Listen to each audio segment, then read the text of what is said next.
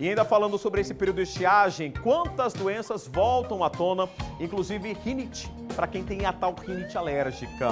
Sintomas como a coriza e os espirros atingem cada vez mais os sul-mato-grossenses. Cibele convive com a rinite alérgica há 5 anos. Nessa época de estiagem, a situação complica ainda mais por conta do tempo seco e a falta de chuva. O que mais me incomoda é aquela coriza que fica, certo? A tosse também dá uma tossezinha e coça muito o ouvido, o nariz. A pior sensação é o do nariz. A parte do espirro, então, nem se fala. Para aliviar os sintomas e sair de casa, ela toma alguns cuidados, como por exemplo a hidratação com spray e a lavagem nasal.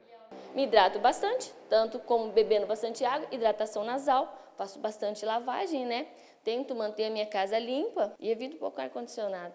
De acordo com a Organização Mundial da Alergia, cerca de 40% da população em todo o mundo sofre com a rinite alérgica.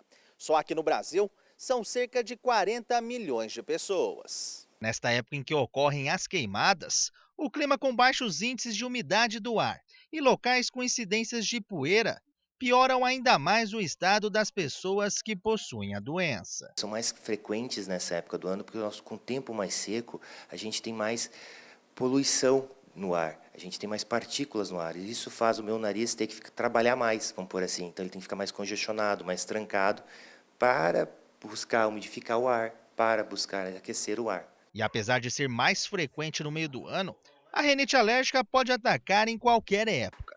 E como é impossível mudar as condições do tempo, tem algumas maneiras de se prevenir da doença. A primeira coisa, às vezes a gente precisa buscar saber qual o fator que está provocando.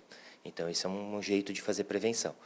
A outro momento é nós buscarmos lavar bastante o nariz, porque com isso a gente está mantendo o nariz limpo e o alergeno não vai ficar tanto tempo em contato com o nariz. Nós vamos poder umidificar o ar, muitas vezes isso vai ajudar nessa época do tempo mais seco. Se eu não tenho um umidificador, eu poderia colocar uma toalha ou até uma bacia com água, por exemplo. Pessoal, tá calor, hein? Tá calor e como tá calor.